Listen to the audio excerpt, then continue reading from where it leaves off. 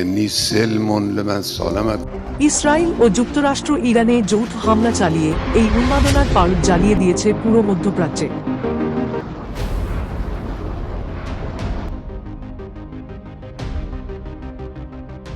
যেমন কথা তেমন কাজ, ইরানে হামলার আগেই থেকেই সতর্কতা করে দিয়েছিলেন ইরানের ধর্মীয় নেতা আয়াতুল্লাহ আলী খামেনি।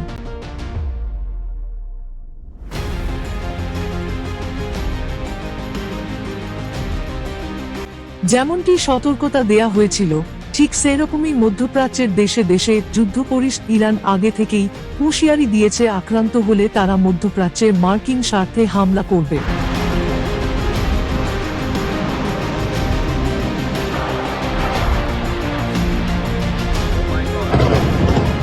গতকাল ইসরায়েল ও যুক্তরাষ্ট্রের হামলার পর ইরান সেই কাজটিই করে দেখিয়ে গত শনিবার যুক্তরাষ্ট্র ও ইসরায়েল যৌথ হামলার পাল্টা জবাবে মধ্যপ্রাচ্যে সৌদি আরব সহ প্রায় সব দেশে থাকা যুক্তরাষ্ট্রের সামরিক ঘাঁটিতে ভয়াবহ ক্ষেপণাস্ত্র ও ড্রোন হামলা চালিয়েছে ইরান। এইদিকে সৌদি আরব, কাতার, বাহরাইন, কুয়েত ও সংযুক্ত আরব আমিরাতে যুক্তরাষ্ট্রের ঘাঁটিতে ক্ষেপণাস্ত্র হামলা চালিয়েছে ইরান।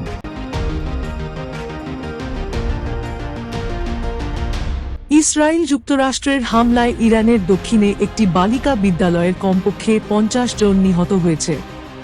আহত হয়েছে কমপক্ষে 60 জন।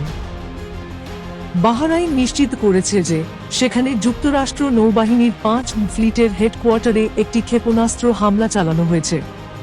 কাতারের প্রতিরক্ষা মন্ত্রণালয় জানিয়েছে ইরানের একটি ক্ষেপণাস্ত্র ভূপাতিত করেছে তাদের প্যাট্রিয়ট প্রতিরক্ষা ব্যবস্থা।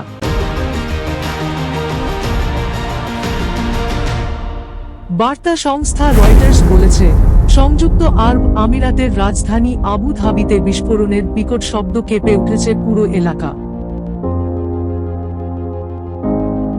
তবে ক্ষয়ক্ষতির পরিমাণ এখনো জানা যায়নি। বিশেষজ্ঞরা মনে করছেন, পারমাণবিক ইস্যুকে কেন্দ্র করে চলমান উত্তেজনা এখন সরাসরি সামরিক সংঘাতে রূপ নিচ্ছে।